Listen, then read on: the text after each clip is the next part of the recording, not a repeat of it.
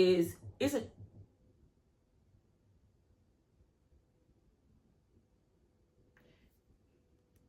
I was recording, but we had to take a brief intermission. But welcome back to As Told by Ashley. And y'all know we are deep in the throes of ACOTAR, okay? So last week we talked A Court of Thorns and Roses. And this week we're talking A Court of Mist and Fury. I'm realizing as I'm still finding my way into the romantasy land, I'm noticing a pattern that book 2 is where the rubber really meets the road.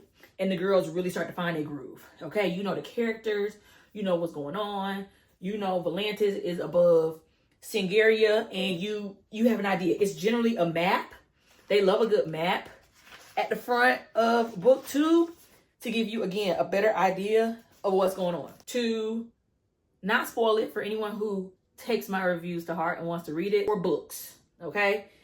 Hands down, easy. This is a great book. The character development in this that goes along with book 1, phenomenal.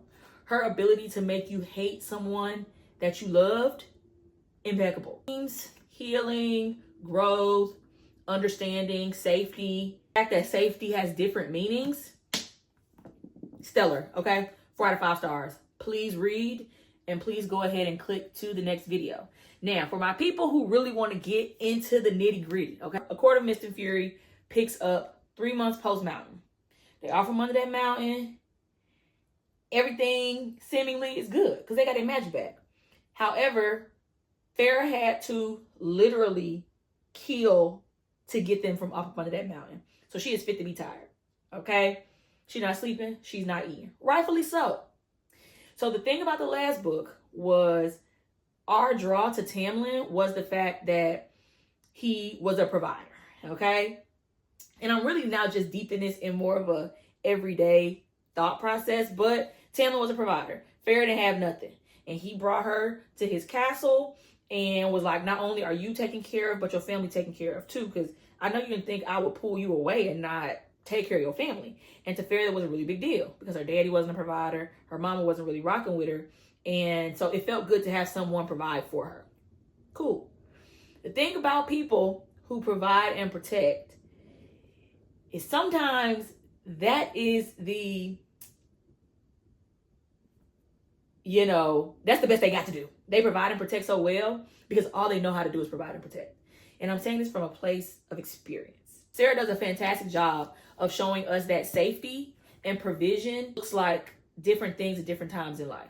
So at that point in her life in ACOTAR, safety looked like food, clothes, warmth, peace, like not having to fight for your next meal, which is cool. When you in a different book in your life, you don't need food. I don't need warmth. I have it. And one thing A Court of Mist and Fury showed us was that Feyre and Tamlin wasn't really getting to the nitty gritty, wasn't really having no real conversations. Oh my God, if I'm not recording, that would be horrible. Yeah, Feyre didn't need food. Feyre didn't need clothes. Feyre had all those things.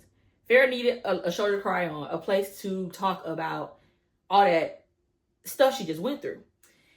And so, cue Rhys, literally cue him, like disintegrate from the shadows. Sarah did a fantastic job, like I said, of making you hate the people you love and love the people you hated. The character development, okay, the anti-hero-ness of it all, of Rhysand, whatever his last name is, chef's kiss.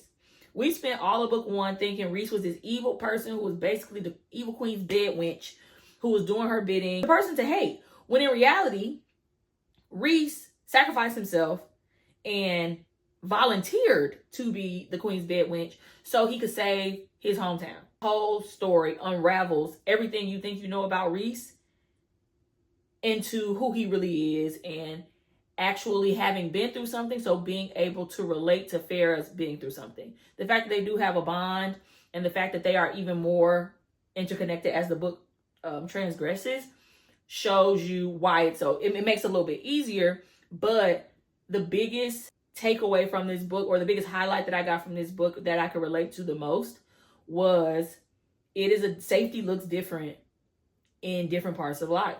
And again, while Tamlin, when you are poor and when you are hungry, yes, safety looks like food and provision and protection. once you've ate all you can eat and paint all you can paint, sometimes safety also can look like saying how you feel and not being polarized for it. Saying how you feel and not needing an answer, but just wanting to say how you feel. Let's play up a little bit, or play into like Tamlin's protection turning into suffocation. Tamlin's need for her to be safe turned into him taking away her choice and her right to have an opinion and a thought and a want to do something, while Rhys's openness of just being like, whatever you want to do, we'll do, created another type of safe space for her. The other thing that this book does really well, in comparison to any fantasy book that I've done so far, is a lot of times it's a short story, right? But you find yourself with 600 pages worth of footage. And so footage isn't the right word, but 600 pages worth of a plot. And so it's a lot of side questing here. But what I will give her credit on is that every side quest brought us back to the main point, which is very difficult to do. Because I have read a couple of fantasy books and it's like, what is happening? What's going on? It's like on Game of Thrones where you find out he was a Targaryen and then he died. It's like, you could have kept it. Every little bit of unnecessary. I saw some reviews that were like, oh, I just got lost in the blah, blah, blah. No. Every single solitary piece of side quest in this book brought us to the plot. And I couldn't be more grateful. So all in all, really love this book. It did a great job of getting me invested for the rest of the series. It's 5 books in the series total. This is book 2. So it did a really good job of getting me invested in the rest of the series.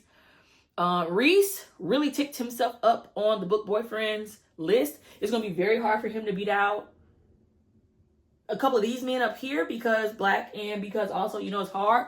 But he is up there. Next, we have a Court of Wings and Ruin next week. What I think I'm going to do at the end of, 2 things I'm going to do at the end of the stories. For my Black book talk girls, my Black booktube girls who love Black romance, urban romance, if you liked Restore Me by J.L. Seegers, pick it up. Pick it up. If you loved Restore Me by J.L. Seegers, you will absolutely love A Court of Mist and Fury. Because you have the antagonist that's evil, that we grow to not like this person, just to find out, oh my gosh, he sacrificed so much for love. He sacrificed so much for love. And the more I think about it, Dominic Alexander and Rhys are a lot alike. Because both of them was like, I may die from heartbrokenness. But if that's what she need, that's what she need. Yes, that is, again, A Court of Mist and Fury. Up next week, we have you for A Court of Wings and Ruin. And I will see y'all then.